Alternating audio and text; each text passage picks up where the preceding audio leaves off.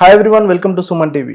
ప్రస్తుత సమాజంలో అందరూ బాధపడుతున్న సమస్య బీపీ, షుగర్. చిన్న వయసు నుంచి పెద్ద వయసు వారి వరకు అందరూ కూడా షుగర్, బీపీ వంటి సమస్యలతో బాధపడుతున్నారు. మరి ఇలాంటి వ్యాధులు ఎందుకు వస్తాయి? దీన్ని నియంత్రించాలంటే ఎలాంటి లైఫ్ స్టైల్ ఉండాలి? ఇలాంటి విషయాలను ప్రస్తుతం మనతో పంచుకోవడానికి డిజిటల్ మీడియాలో ట్రెండింగ్లో ఉన్న డాక్టర్ విక్రాంత్ సింగ్ ప్రస్తుతం మనతో ఉన్నారు. ఆయనను అడిగి ఆయన మాటల్లో తెలుసుకుందాం. సార్ నమస్తే. సార్ చెప్పండి డాక్టర్ గారు, అంటే షుగర్ వ్యాధి అనేది తీపి వస్తువులు ఎక్కువ తినడం వల్లనే వస్తుందని చాలామంది అనుకుంటారు. ఇందులో నిజం ఎంత? సార్ ఫస్ట్ అయితే thank you very much for having me with you. Secondly, నేను చెప్పే మాటలన్నీ కూడా these are not medical advises. So నాకు తెలిసిన విషయాలు నేను మీతో పంచుకోవడం జరుగుతుంది. ఓకే. సో షుగర్, సో చాలాసార్లు మనం చూస్తాం, ఇప్పుడు చాలామందికి షుగర్ అనేది వెరీ కామన్. ఒకప్పుడు 50-60 ఏళ్ళకి వచ్చే వ్యాధి ఇప్పుడు 20-30కి వచ్చేస్తుంది. సో దానికి ముఖ్య కారణం మన జీవన విధానం. So the way of life style అంటారు. ఓకే. సో లైఫ్ స్టైల్ ప్రాబ్లమే ఈ షుగర్. సో అది ఫ్రీక్వెంట్గా చాలా చూస్తున్నాము. సో దానివల్ల చాలా వేరే ప్రాబ్లమ్స్ కూడా వస్తాయి, కాంప్లికేషన్స్ వస్తున్నాయి. అంటే ఇప్పుడు తీపి వస్తువులు ఎక్కువ తీసుకోవడం వల్లనే వస్తుందనేది ఒక అపోహనేనా అది? సార్ తీపి వస్తువులు అంటే ఎక్కువ కార్బోహైడ్రేట్స్ తీసుకుంటే. సో మనం డే మొత్తంలో ఫ్రీక్వెంట్గా ఎక్కువ సార్లు ఎక్కువ మోతాదులో కార్బోహైడ్రేట్స్ అంటే కేవలం తీపి వస్తువే కాదు. ఓకే. రైస్ కార్బోహైడ్రేటే, లేదంటే వీట్ కూడా కార్బోహైడ్రేటే.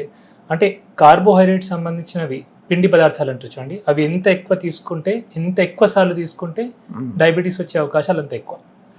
ఓకే. అంటే బరువు ఎక్కువ ఉన్న వారికే వస్తుందా సార్? అంటే వయసుతో సంబంధం ఉంటుందా షుగర్ వ్యాధి రావడానికి? షుగర్ అనేది ఒక మెటబాలిక్ ప్రాబ్లమ్ సార్ అది.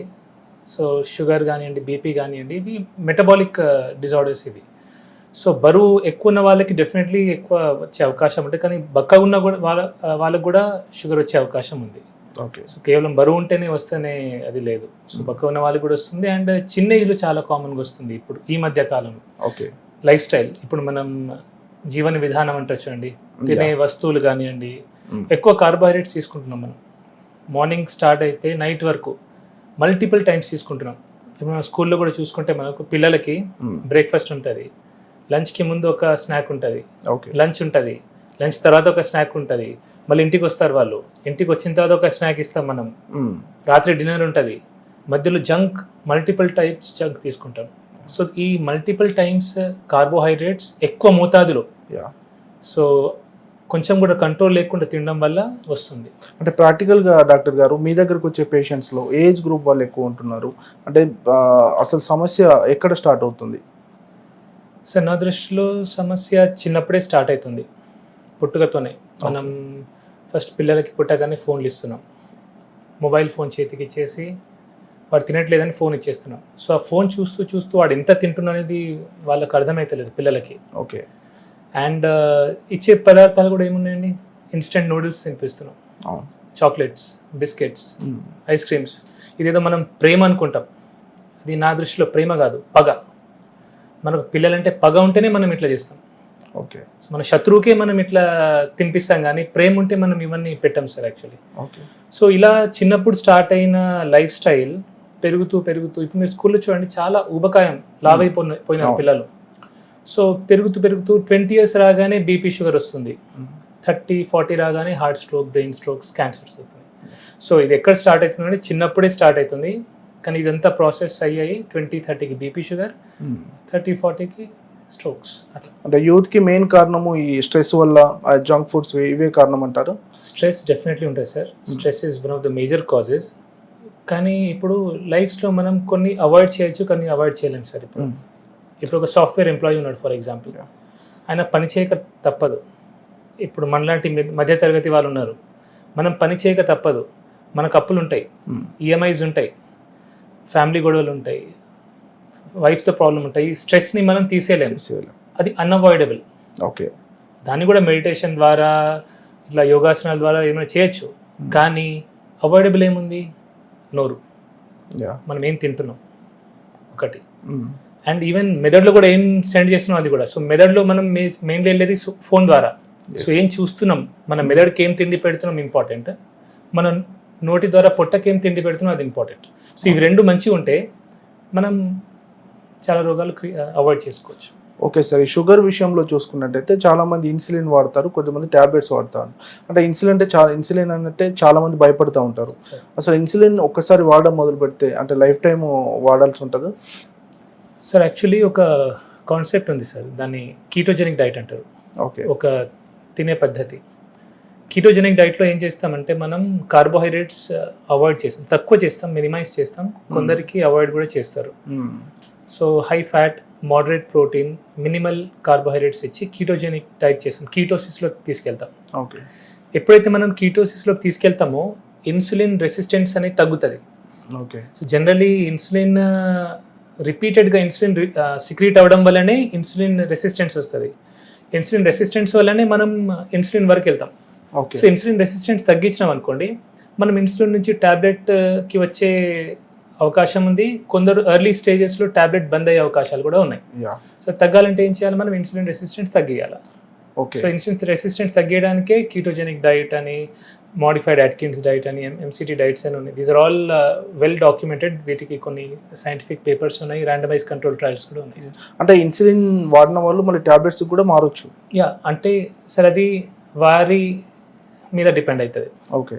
వాళ్ళ లైఫ్ స్టైల్ మోడిఫై చేస్తే, కేవలం డైట్ ఒకటే అని చెప్పాను, వాళ్ళు డైట్ చేయాలా, ఎక్సర్సైజ్ చేయాలా, ఓకే, స్ట్రెస్ని తగ్గించే ప్రయత్నం చేయాలి, ఓవరాల్ లైఫ్ స్టైల్ని మార్చితే ఆ ఇన్సులిన్ నుంచి ట్యాబ్లెట్ వచ్చిన సందర్భాలు ఉన్నాయి.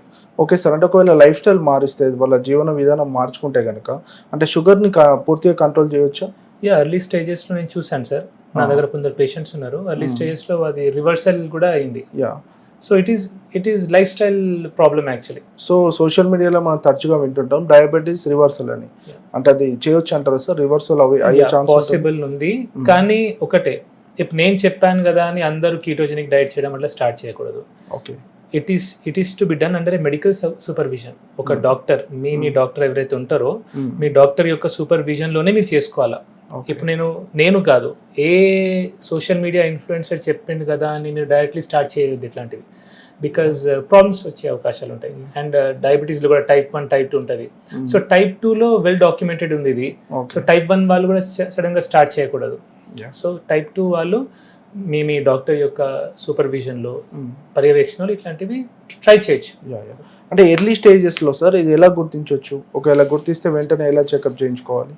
సార్ ఎర్లీ స్టేజెస్లో అంటే సిమ్టమ్స్ ఉంటాయి సార్, ఎక్కువ ఆకలి కావడము, దాహం కావడము, కొందరికి తిమ్మిర్లు రావడము, కొందరికి వెయిట్ లాస్ కావడము, multiple ways how you can. So but ఇప్పుడైతే లక్కీలీ స్క్రీనింగ్ చాలా ఎర్లీగా అయిపోతుంది, బ్లడ్ టెస్ట్లు చాలా ఫ్రీక్వెంట్గా చేయించుకుంటున్నారు. ఒకప్పుడు లేట్ అయ్యేది, ఇప్పుడు ఎర్లీ స్టేజ్లో టెస్ట్ జరుగుతున్నాయి కాబట్టి ఎర్లీగా తెలిసిపోతుంది. అంటే ఇప్పుడు మనం ఎర్లీగా సార్ మనము షుగర్ కన్ఫర్మ్ అయిన తర్వాత ఫస్ట్ నుంచి కూడా మెడిసిన్స్ వాడుతూనే ఉండాలా? అంటే సార్ అదే చెప్తున్నా కదా sir, if diet life style modify చేసుకుంటే ఎర్లీ స్టేజెస్లో మనం అవాయిడ్ చేయొచ్చు, డిపెండింగ్ ఆన్ మీరు మీ సిచ్యువేషన్ ఎట్లుంది. అది చాలా మంది ఉంటారు వాళ్ళు డైట్ చేయలేరు. నా దగ్గర 2 రకాలుగా వస్తారు సార్, డైట్ చేయలేము సార్, నేను అసలు నాకు వీలు కాదు, మాకు వండడానికి ఎవరు లేరు, నాకు తినకుండా ఉండలేను, అన్నం తినకుండా ఉండలేము, వారు ఖచ్చితంగా టాబ్లెట్ వేసుకోవాల్సిందే, వేరే మార్గం లేదు. కానీ కొందరు ఏంటంటే సార్ నేను ఏమైనా కానీ సార్ నేను టాబ్లెట్ వేసుకోను, నా లైఫ్ ఎండ్ అయిపోతుంది అంటే కొందరు పేషెంట్స్ ఉంటారు, నా లైఫ్ ఎండ్ అయిపోయిందా సార్, నేను ఇప్పుడే షుగర్ టాబ్లెట్ వేసుకోవాలా అని అంటారు. నేను వాళ్ళకి సజెస్ట్ చేస్తాను. సో నేను ఎప్పుడు కూడా నా దగ్గర వచ్చే పేషెంట్స్కి మార్గాలు చూపిస్తాను సార్. సో దే షుడ్, వాళ్ళకి ఒక ఇన్ఫర్మేషన్ ఇస్తాను. అంటే తక్కువ మందులు రాసి మీరు ఎక్కువ లైఫ్ స్టైల్ చేస్తారని విన్నాము. అది ఎంతవరకు సక్సెస్ అవుతుంది సార్? డెఫినెట్లీ సార్, చాలా వరకు బెనిఫిట్ అవుతుంది.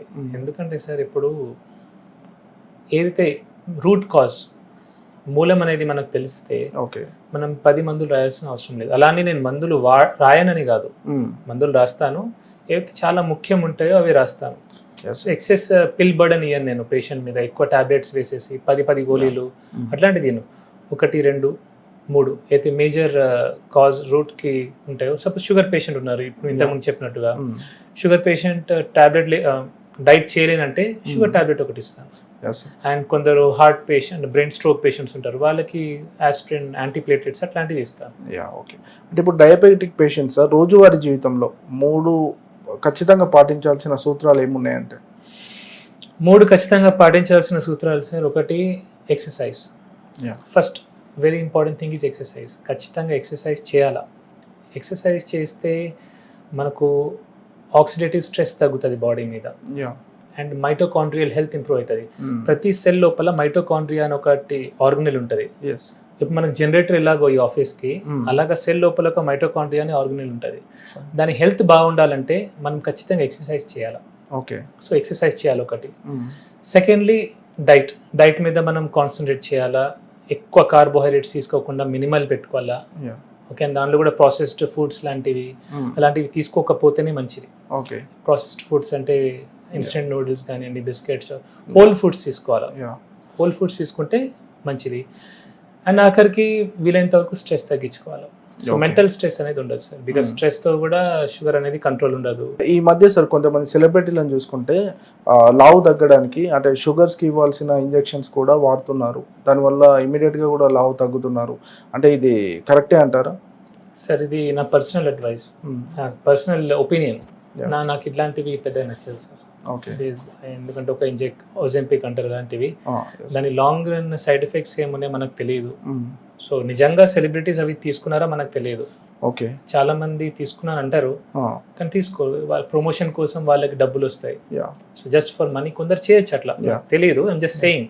సో అలాంటప్పుడు మనం గుడ్డిగా వాటిని చేయకపోతేనే. అంటే ఇలాంటి ఓజెమిక్ ఇంజెక్షన్స్ అంటే షుగర్ పేషెంట్స్ వాడొచ్చు? నేనైతే ఇలాంటి ఇంజెక్షన్ సజెస్ట్ చేయను సార్. మై పర్సనల్ ఒపీనియన్ ఇది.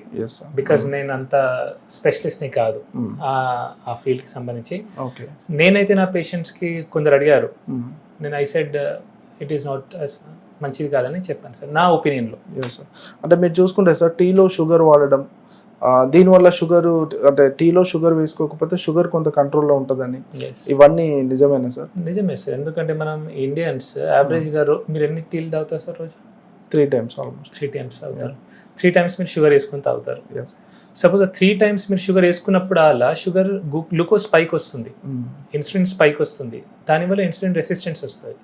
అదే షుగర్కి దారి తీస్తుంది. సో మీరు 3 పూటలు టీ తాగి దానిలో షుగర్ తీసేయండి. సో 3 times మీరు గ్లూకోజ్ స్పైక్ని అవాయిడ్ చేస్తున్నారు. సో ప్రాబ్లం ఏంటంటే మనం ఎప్పుడైతే టీలో చక్కెర ఇస్తామో సడన్ గ్లూకోజ్ స్పైక్ వచ్చి సడన్ ఫాల్ అవుతుంది. ఓకే. సో అది చాలా డేంజరస్. సో అందుకే ఇన్సులిన్ రెసిస్టెన్స్ వస్తుంది. సో అవాయిడ్ చేస్తే మంచిది. ఇప్పుడు వైట్ రైస్ కూడా పూర్తిగా మానేయాల్సి ఉంటుంది సార్ షుగర్ వచ్చిన వాళ్ళు? సార్ వైట్ రైస్ ఇప్పుడు మనం సౌత్ ఇండియన్ సార్, తెలంగాణ వాళ్ళం, ఆంధ్ర వాళ్ళము, వైట్ రైస్ మనం అలవాటు అయింది మనకు. కొద్దిగా తీసుకోవాలా. ఓకే. నేనైతే వైట్ రైస్ని బ్రౌన్ రైస్ మీద ప్రిఫర్ చేస్తాను నేను పర్సనల్లీ. ఎందుకంటే బ్రౌన్ రైస్లో ఫైటేట్స్ ఉంటాయి, ఫైటిక్ యాసిడ్ ఉంటుంది, and arsenic toxicity, arsenic levels కూడా కొంచెం ఎక్కువ ఉంటాయి బ్రౌన్ రైస్లో.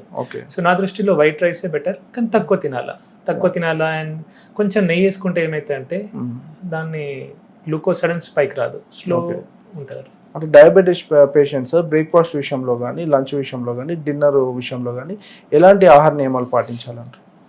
అంటే ఖచ్చితంగా ఇలాంటి ప్రోటీన్ కానీ ఇది వాడాలి? Definitely sir. ప్రోటీన్ ప్రతి మీల్లో ప్రోటీన్ ఉండాలి సార్. అది డయాబెటిక్ కానివ్వండి, హైపర్టెన్సివ్ కానివ్వండి, లేదంటే నార్మల్ హ్యూమన్ బీయింగ్స్ కూడా, నార్మల్ వ్యక్తులను కూడా, మనం అందరం కూడా ప్రతి మీల్లో ప్రోటీన్ ఖచ్చితంగా ఉండాలి. అన్ఫార్చునేట్లీ మనం ఇండియన్స్ సఫిషియంట్ ప్రోటీన్ తీసుకోవట్లేదు. కార్బోహైడ్రేట్ ఓవర్లోడ్ ఉంది, వెరీ లెస్ ప్రోటీన్ ఉంది. ఓకే. సో ఈ మెటబాలిక్ డిజార్డర్స్ అని దానివల్లనే బీపీ, షుగర్ రావడానికి మెయిన్ కారణం అదే. సో నేను నా పేషెంట్కి అడ్వైస్ చేస్తాను ఏంటంటే ప్రతి మీల్లో ప్రోటీన్ ఉంచుకోండి. సపోజ్ వెజిటేరియన్స్ ఉంటే వాళ్ళు పప్పులు తినొచ్చు, డ్రై ఫ్రూట్స్ తినొచ్చు, ఇలాంటివి తినొచ్చు, అండ్ ఫైబర్ కూడా తీసుకోవాలి వాళ్ళు. అండ్ నాన్ వెజిటేరియన్స్ ఉంటే ఎగ్స్ కానివ్వండి, మటన్, చికెన్, ఫిష్ అన్ని ప్రతి మీల్లో కొద్దిగా తీసుకుంటే ఏంటంటే హెల్తీగా ఉంటాం మనం. సార్ షుగర్ని మామూలుగా సైలెంట్ కిల్లర్ అంటారు కదా, అంటే తెలియకుండానే బాడీలో ఆర్గాన్స్ చాలా నష్టపడతాం. అంటే మెయిన్గా ఎలాంటి ఆర్గాన్స్ మీద ఎఫెక్ట్ పడుతూ ఉంటాయి సార్? షుగర్ వల్ల డయాబెటిక్ నెఫ్రోపతి, కిడ్నీ పాడవుతుంది. డయాబెటిక్ రెటానోపతి, కళ్ళు పాడవుతాయి. డయాబెటిక్ న్యూరోపతి, నరాలు పాడవుతాయి. డయాబెటిక్ కార్డియోమయోపతి, గుండె పాడవుతాయి. ఇవన్నీ కావడానికి కారణం ఏంటంటే మన బ్లడ్ లోపల only 4 to 5 grams of sugar ఉండాలి sir at any point of time. So మనకు ప్రతిసారి ఇన్సులిన్ ఎందుకు రిలీజ్ అవుతుంది ప్యాంక్రియాస్ నుంచి అంటే బ్లడ్ లోపల 4 to 5 grams కంటే ఎక్కువ షుగర్ ఉంటే అది చాలా డేంజరస్. అదేం చేస్తే అంటే ఈ రక్త నరాలని డ్యామేజ్ చేస్తాయి, ఇన్ఫ్లమేషన్ అంటారు. సో ఇన్ఫ్లమేషన్ వల్ల ఏమైతే ఎండ్ ఆర్గన్ డిసీజ్ వస్తాయి. ఓకే. సపోజ్ కిడ్నీకి సప్లై చేసే బ్లడ్ వెజల్లో ఏదైనా ఇన్ఫ్లమేషన్ వస్తే కిడ్నీ పాడవుతుంది. బ్రెయిన్కి సప్లై చేసే బ్లడ్ వెజల్లో రక్తనరం లోపల ఇన్ఫ్లమేషన్ వస్తే బ్రెయిన్ స్ట్రోక్ వస్తుంది. ఓకే. గుండె దానికైతే హార్ట్ స్ట్రోక్ వస్తుంది. సో ఇన్ఫ్లమేషన్ తగ్గాలంటే మనం తక్కువ క్వాంటిటీలో కార్బోహైడ్రేట్స్ తీసుకోవాలి. Okay sir. ఇప్పుడు డయాబెటీస్ ఉన్న వాళ్ళు sir correct life style follow అయ్యి మళ్ళీ రివర్స్ డయాబెటీస్ అయిన సిచ్యువేషన్లో మళ్ళీ మందులు వాడాల్సిన అవసరం ఉండదు ఇక వాళ్ళకి? డయాబెటీస్ రివర్సల్ ఉంటే అవసరం ఏమిటి సార్? అంటే మళ్ళీ వచ్చే ఆస్కారం అట్లా ఏముండదు?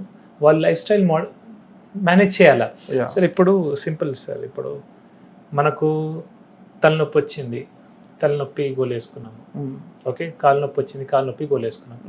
మనం తలనొప్పి లేనప్పుడు తలనొప్పి గోలేసుకోం కదా. సో షుగర్ కూడా అలాంటి నొప్పి. కానీ మనం తలనొప్పికి సంబంధించిన పనులన్నీ చేసి సపోజ్ ఎక్కువ ఆల్కహాల్ తీసుకున్నాం అనుకోండి, హ్యాంగ్ ఓవర్ వస్తుంది. హ్యాంగ్ ఓవర్ వచ్చినాక ఏం చేస్తాం? గోలేసుకుంటాం. మీరు ఆల్కహాల్ తాగలేదు అనుకోండి, మీకు హ్యాంగ్ ఓవర్ రాదు, మీరు పెయిన్ కిల్లర్ వేసుకోవాల్సిన అవసరం లేదు.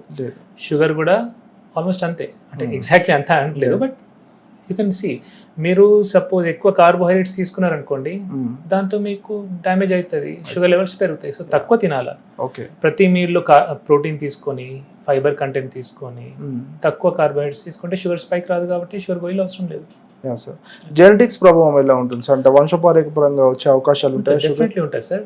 మోస్ట్లీ టైప్ 1 డయాబెటీస్లో ఎక్కువ ఉంటుంది, టైప్ 2లో తక్కువ, బట్ టైప్ 2లో కూడా ఉండొచ్చు. అంటే డయాబెటీస్ వస్తే ఈ 3 కంపల్సరీగా మానేయాలి అంటే ఏ 3 చెప్తారు? డయాబెటీస్ వస్తే ఈ 3 మానేయాలంటే ఫస్ట్ రిఫైన్డ్ ఫుడ్ ప్రొడక్ట్స్ మానేయాలంటే సార్. రిఫైన్డ్ షుగర్స్, బయట మనం refined chips, biscuits, chocolates, cool drinks, refined foods avoid చేస్తే మంచిది. Alcohol in any quantities poison, toxic.